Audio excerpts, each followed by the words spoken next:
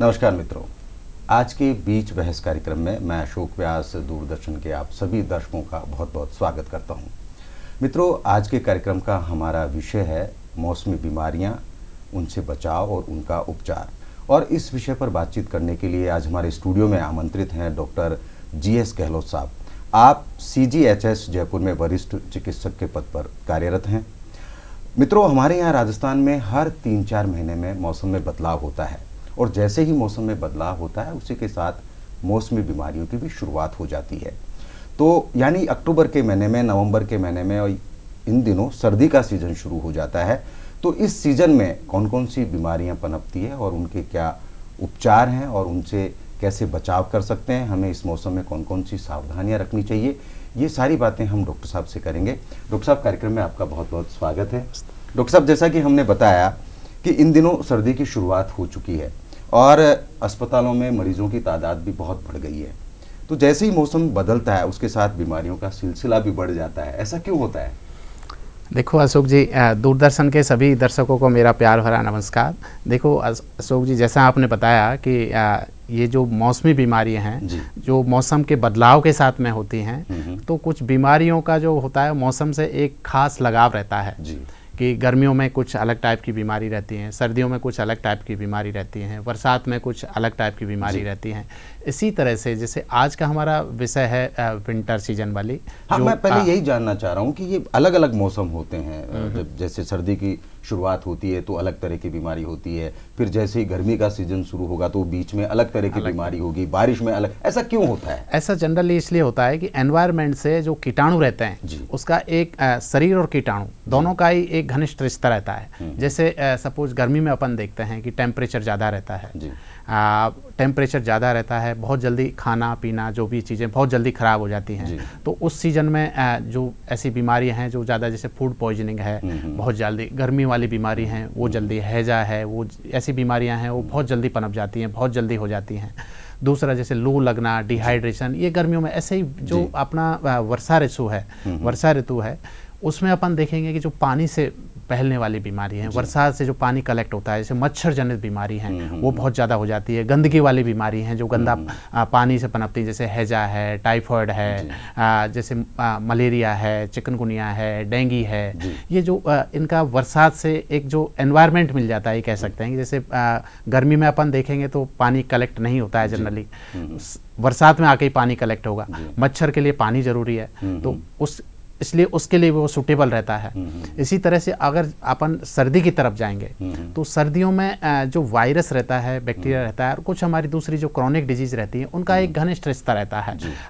कि एक जो वायरस रहता है उसके लिए जो एक कह सकते हैं कि एक ग्रोएबल एनवायरनमेंट मिल जाता है। उस एनवायरनमेंट में वो अच्छा ग्रो करता है। उसके लिए जो टेम्परेचर है वो लगभग 20 से 30 का जो टेम्परेचर है वो बहुत सूटेबल रहता है। उसमें अपना वो ग्रो भी बहुत जल्दी करता है, स्प्रेड भी बहुत जल्दी करता है, तो वो टेम्परेचर उसको इजीली सर्दी में मिल जाता है।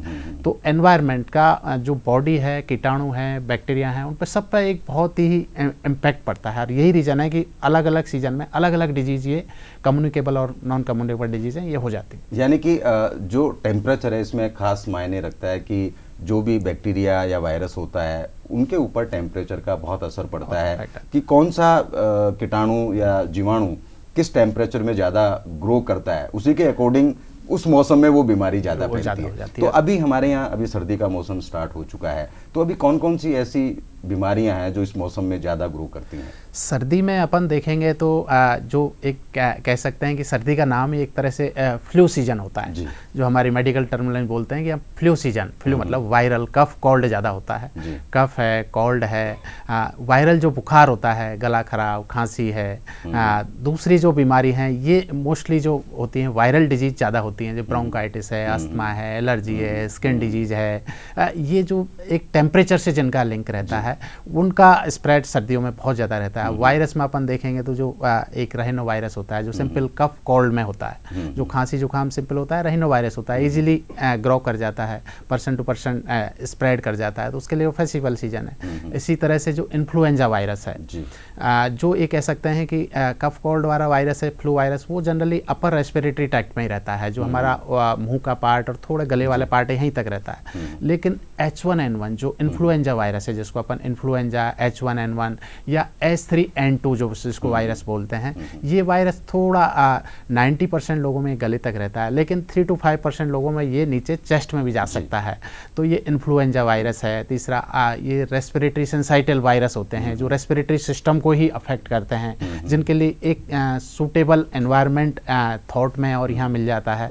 तो ये मेनली जो वायरस हैं, ये वायरस अफेक्ट करते हैं इसको सीजन। तो आम आदमी कैसे पहचाने कि अभी मैं किस बीमारी से पीड़ित हूँ? आपने बताया कि एक इनर होता है, एक गले तक, थ्रोट तक वो सीमित रह जाता है। इसमें जनरली ये होता है कि कोई भी वायरस होता है, लक्षण ऑलमोस्ट लगभग उसमें सेम ही आते हैं। ये एक बहुत बड़ा प्रश्न होता है कि जनरली ज़्यादातर बीमारियों के लक्षण एक से ही होते हैं, उनको डिफाइन करने में बड़ी दिक्कत होती है जनरली जो वायरल है। लेकिन हम लोगों को थोड़ा मालूम लग जाता है। उसको अपन थोड़ा देखेंगे तो जो फ्लू वाला वायरस होता है, जो रहीनो वायरस होता है, वो 3 से 5 दिन में वो सेल्फ लिमिटिंग रहता है, अपने आप चला जाता है। उसमें बुखार आ भी सकता है या थोड़ा बुखार जैसा लग सकता है, या उसमें थोड़ा कफ कोल्ड थोड़ा होता है, खांसी उसमें ज़्यादा नहीं होती, थोड़े नाक से पानी ज़्यादा आएगा, थोड़ा हल्का बुखार जैसा लगेगा, माइल्जिया जैसा लगेगा।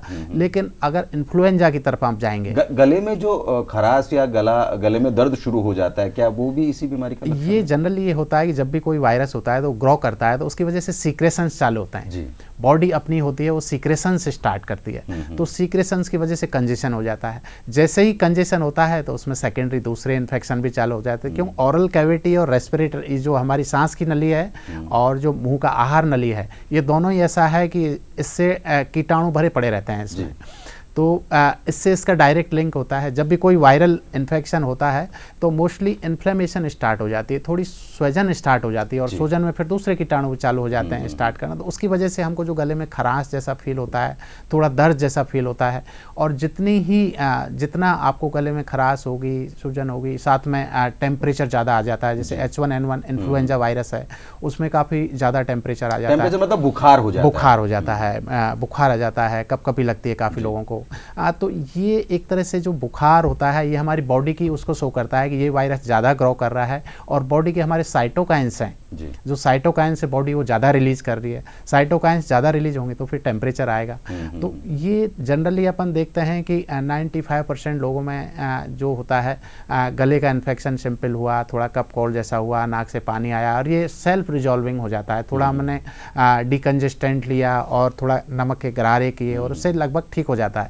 लेकिन जो 3 to 5% लोग होते हैं, या 3 to 5% जो इन्फेक्शन होता है, जो सेंसिटिव लोग रहते हैं, जिसमें बच्चे रहते हैं, जैसे बिलो 2 ईयर के बच्चे रहते हैं, या अबाउ 60 ईयर के जो एडल्ट रहते हैं, या बुजुर्ग लोग रहते हैं, जिनमें मल्टीपल डिजीज रहती हैं। जैसे किसी को डायबिटीज है, शुगर है, हार्ट की तकलीफ है, किडनी की तकलीफ है, COPD है, ऑलरेडी ब्रोंकाइटिस चल रहा है, कैंसर की दवाई चल रही है, और जो बहुत सारी जो एक तरह से कह सकते हैं कि जिनमें बहुत सारी डिजीज़ हैं, मल्टी सिस्टम डिजीज़ हैं। तो उन डिजीज़ की वजह से उसका इम्यून सिस्टम है वो ऑलरेडी वीक रहता है।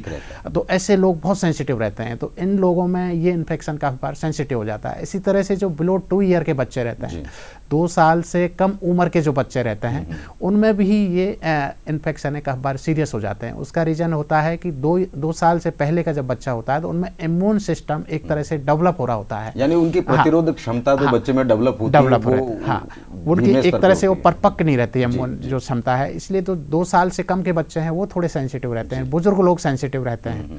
तो उनमें जो वायरस होता है, जो इन्फेक्शन होता है, जो इन्फ्लुएंजा होता है, उसका बहुत ही ध्यान रखना होता है। अदरवाइज ये हमारे एक तरह से कह सकते हैं लंग में नीचे उतर के वहाँ नुमोनिया पैदा कर देता है, और नुमोनिया की वजह से फिर वो क्रिटिकल सिचुएशन डेवलप हो जाती है।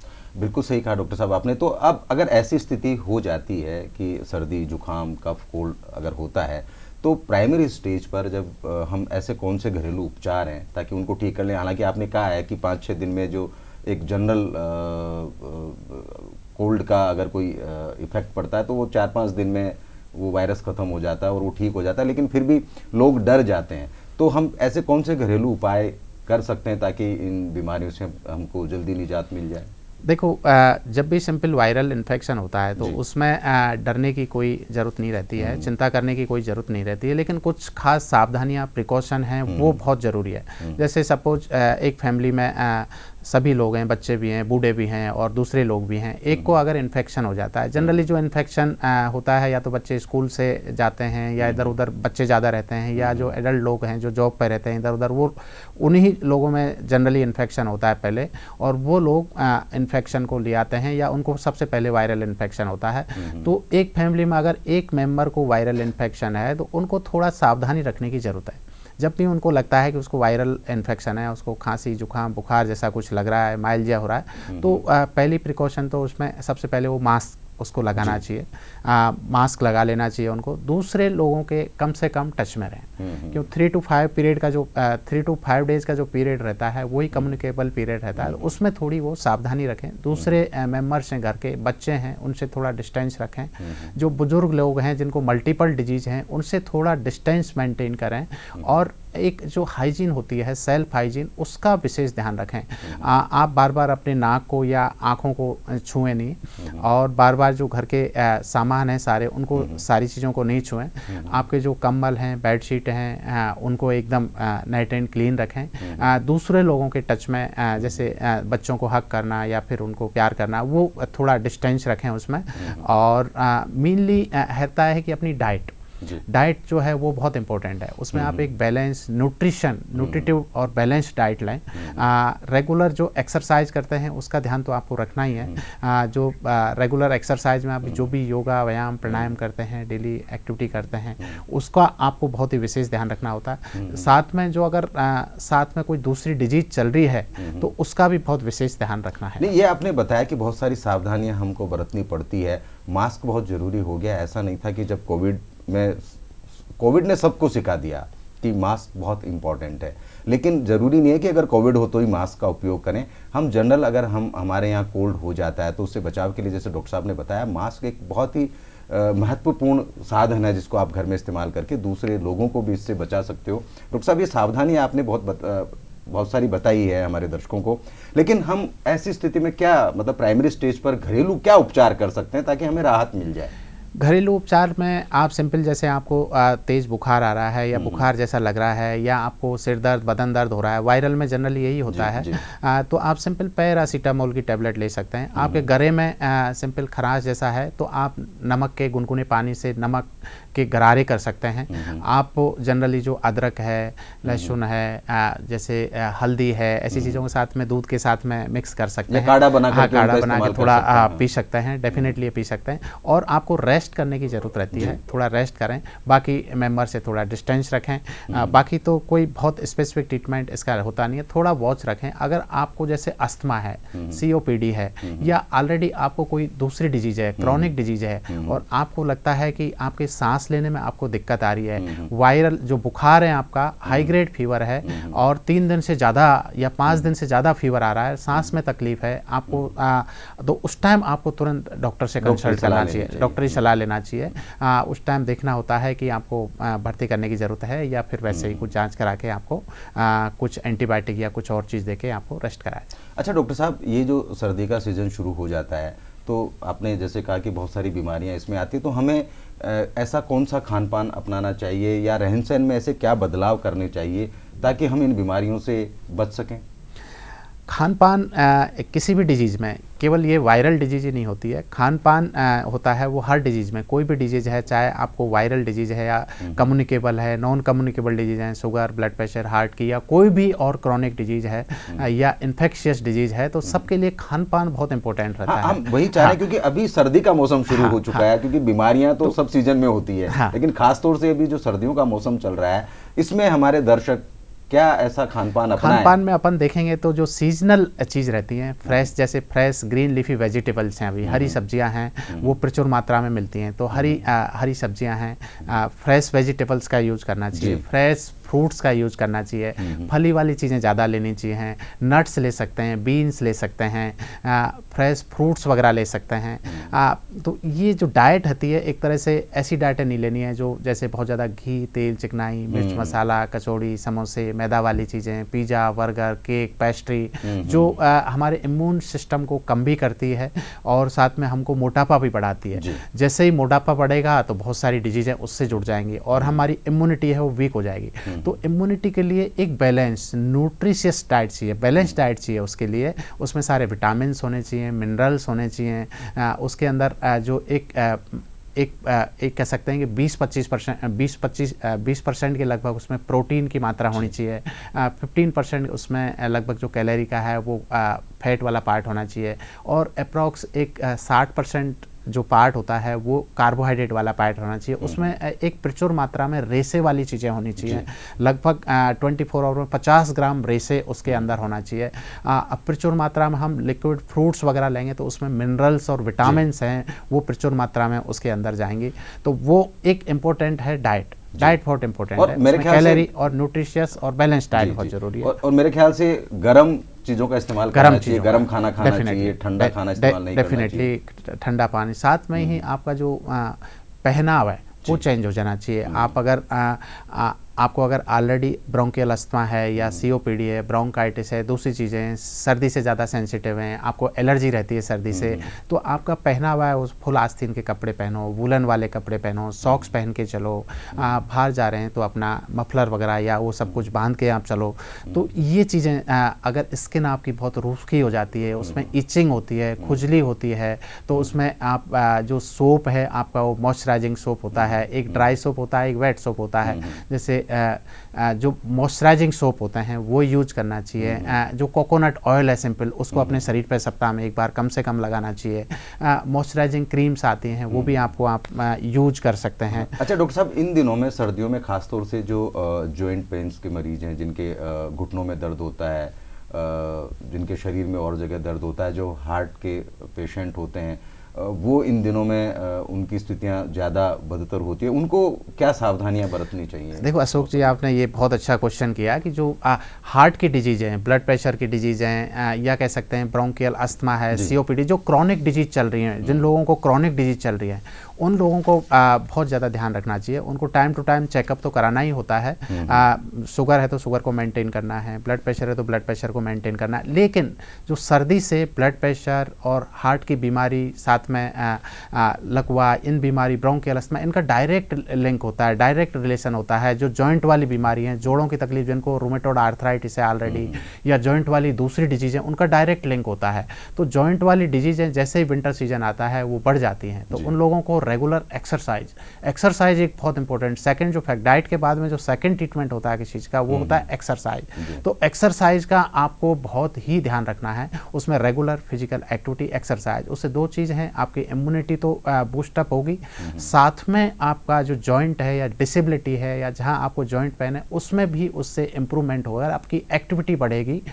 और मेनली जो सर्दी का एक्सपोजर है वो कम से कम करें। जैसे एकदम ठंड में नहीं जाएं, एकदम ठंडे पानी से नहीं जाएं, वूलन्स जो कपड़े हैं उनको आप पहन के रखें। और एक्टिविटी, एक्सरसाइज, उसको बहुत ही ज़रूरी है, बहुत ही ज़रूरी करना है, क्योंकि जॉइंट वाली डिजीज़ होती हैं वो वासो कंस्ट्रक्शन की वजह से इसमें बढ़ जाती है। इसी तरह से जो जिन भाई बहनों को ब्लड प्रेशर है, एक्चुअली ब्लड प्रेशर लगभग हम देखते हैं रूटीन प्रैक्टिस में या रूटीन क्लिनिक पे कि मोर देन 50% से ज़्यादा ब्लड प्रेशर के जो लोग रहते हैं उनकी दवाइयाँ बदल जाती हैं, उनकी दवाइयाँ बढ़ जाती हैं सर्दी का मौसम आता ही। जैसे ही सर्दी का मौसम आता है उसका एक ही रीज़न होता है, जैसे ही सर्दी का मौसम आता है तो हमारी जो जिन नसों में जो जिसको हम वेसल्स बोलते हैं या आर्टरीज बोलते हैं, जिनमें रक्त का प्रवाह होता है, वो धमनियां हमारी संकुचित हो जाती हैं, वासो कंस्ट्रिक्शन हो जाता है। वासो कंस्ट्रिक्शन होने से हमारा ब्लड प्रेशर बढ़ने लग जाता है। और तो इस ब्लड प्रेशर को बैलेंस करने के लिए हमको मेडिसिन्स का, डाइट और एक्सरसाइज के साथ में मेडिसिन्स का सहारा लेना पड़ता है।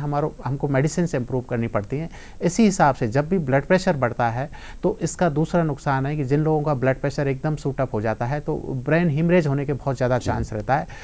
इसी तरह से ये कह सकते हैं कि जैसे ही सर्दी आती है तो ब्लड की विस्कोसिटी बढ़ जाती है, और वही वासो कंस्ट्रिक्शन की वजह से ब्लड की विस्कोसिटी बढ़ जाती है, जिससे काफ़ी बार लकवे के केस हैं वो सर्दियों में बढ़ जाते हैं, हार्ट अटैक के केस हैं वो सर्दियों में बढ़ जाते हैं। उसका एक ही रीज़न रहता है कि जैसे ही वासोकंस्ट्रक्शन रहता है, वासोकंस्ट्रक्शन होता है, धमनियाँ हमारी संकुचित होती हैं, विस्कोसिटी बढ़ती है और जो फ्लो होता है ब्लड का वो थोड़ा अंगों की तरफ स्लो हो जाता है, कम हो जाता है। तो ऐसी कंडीशन में एक तो रूटीन चेकअप बहुत ज़रूरी है। रूटीन चेकअप के साथ में अपनी दवाइयाँ लेना नहीं भूलें, दवाई लेना एकदम रेगुलरिटी रखें अपनी दवाई का, और टाइमली जो भी डाइट एक्सरसाइज के साथ में अपना एकदम ख्याल रखें। कोई परेशानी तो अपने डॉक्टर को चेकअप, क्योंकि एक्सरसाइज तो एक बहुत ही महत्वपूर्ण Important, पार्ट है बहुत अपनी लाइफस्टाइल का। अच्छा, मैं लाइफस्टाइल से मुझे याद आया कि ये जो मौसमी जनित बीमारियां होती है, क्या जो आज का लाइफस्टाइल है वो भी इसका एक बड़ा कारण है? क्योंकि आज की जो यूथ है वो खास तौर से अपने स्वास्थ्य के प्रति लापरवाह है, ध्यान नहीं दे पाते। तो लाइफस्टाइल को हम ठीक करके कैसे इनको बीमारियों से हम बच सकते हैं? लाइफ स्टाइल किसी भी डिजीज हो और मेनली सीजनल डिजीज होती हैं, इसका लाइफ स्टाइल से एक बहुत गहरा रिश्ता होता है, बहुत रिलेशन होता है। लाइफ स्टाइल का मेनली हमारे जो इम्पैक्ट होता है वो हमारे इम्यून सिस्टम पे होता है। जब भी हम फिजिकल एक्टिविटी या एक्सरसाइज करते हैं तो हमारे जो कॉर्टिसोन्स सीक्रेट होते हैं, जो कॉर्टिसोन्स रहते हैं, स्ट्रेस लेवल जो रहता है या जो और एक्टिविटी रहती है जो एंडोक्राइन सिस्टम की, वो एस्टेब्लिश होती है और उससे हमारी जो इम्यूनिटी है वो बूस्टअप होती है। उससे हमको एक तो जैसे ही हम एक्सरसाइज करेंगे हमको गुड स्लीप होगी, अच्छी हमको नींद आएगी। अच्छी नींद आएगी तो उससे हमारे जो कॉर्टिसोन्स का रिलीज है वो भी कम हो जाएगा और उससे इम्यूनिटी भी एक तरह से बूस्टअप होती है।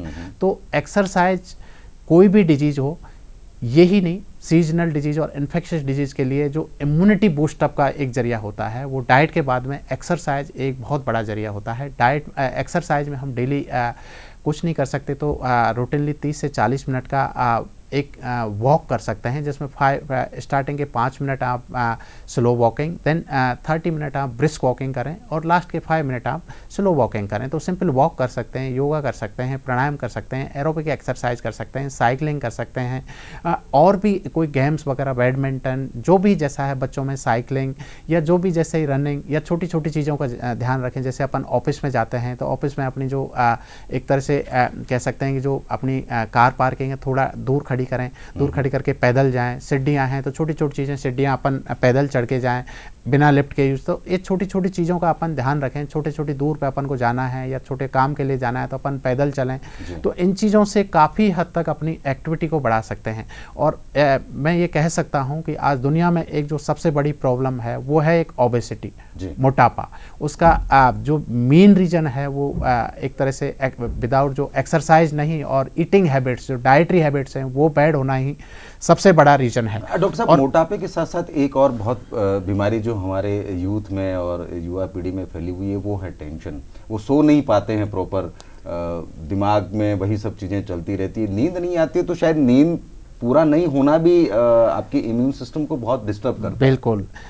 एक तरह से जो यूथ है उसका 2-3 रीज़न होते हैं। जैसे अगर स्मोकिंग करते हैं तो बिल्कुल उसको स्टॉप करते हैं, क्योंकि स्मोकिंग एक बहुत ही बैड हैबिट होती है और इससे स्मोकिंग से इम्यूनिटी तो हमारी डाउन होती है। इससे दूसरे जो प्रॉब्लम है वो ब्लड प्रेशर से लेके हार्ट की तकलीफ, ओवरऑल बॉडी का कोई पार्ट ऐसा नहीं है जिसको स्मोकिंग अफेक्ट नहीं करता है। तो अगर स्मोकिंग करते हैं तो वो स्टॉप कर देनी चाहिए। अल्कोहल अगर एक्सेसिव ले रहे हैं तो उसको एकदम डाउन कर देना चाहिए, क्योंकि ये भी इम्यूनिटी को डाउन करता है। तीसरा, अगर स्ट्रेस, तो एक बहुत बड़ा रीज़न है। जैसा मैंने बताया था कि स्ट्रेस को काउंटर करने के लिए डे टू डे स्ट्रेस कम करें। लाइफ स्टाइल है उसको टाइम से खाना, टाइम से सोना, थोड़ी एक्सरसाइज करना, उसका जो एक रेगुलर लाइफ स्टाइल अगर रखोगे तो इसको काफ़ी हद तक स्ट्रेस को कम किया जा सकता है। क्यों? स्ट्रेस से मल्टीपल रीजन है। फिर स्ट्रेस होगा तो उससे हार्ट की डिजीज जनरेट होना चालू हो जाएंगी, आपका कॉर्टिसोन रीजन बहुत ज़्यादा पहुंच जाएगा, उससे फिर शुगर होना चालू हो जाएगा, फिर ब्लड प्रेशर चालू हो जाएगा, फिर दूसरी बीमारी है वो एकदम से उसके साथ बढ़ जाती है। डॉक्टर साहब, आपने बहुत अच्छी जानकारी हमारे दर्शकों को दी। आप अंत में हमारे दर्शकों के लिए क्या कोई मैसेज देना बस मैं यही कहना चाहूँगा कि इन सीजनल बीमारियों से बचने का एक जो बहुत बड़ा जरिया हमारी जो डाइट है उसका स्पेशली ध्यान रखें। जो न्यूट्रिशियस और बैलेंस डाइट लें, साथ में जो एक्टिविटी है, एक्सरसाइज है, उसका भी बहुत विशेष ध्यान रखें और खुश रहें आराम से। जो रेगुलर आपकी मेडिसिन है वो मेडिसिन रखें। अपनी लाइफ स्टाइल जो दिनचर्या है उसको एक व्यवस्थित करके रखें, तो आप काफ़ी हद तक जो डे टू डे डिजीज़ हैं और जो एनवायरमेंटल डिजीज़ हैं और सीजनल डिजीज़ है, इनसे काफ़ी हद तक बच सकते हैं, अपना बचाव कर सकते बचाव हैं। कर सकते हैं। डॉक्टर साहब, आप हमारे स्टूडियो में आए और अपना आपने कीमती समय हमारे दर्शकों के लिए निकाला, इसके लिए आपका बहुत बहुत धन्यवाद। धन्यवाद, नमस्ते। नमस्कार।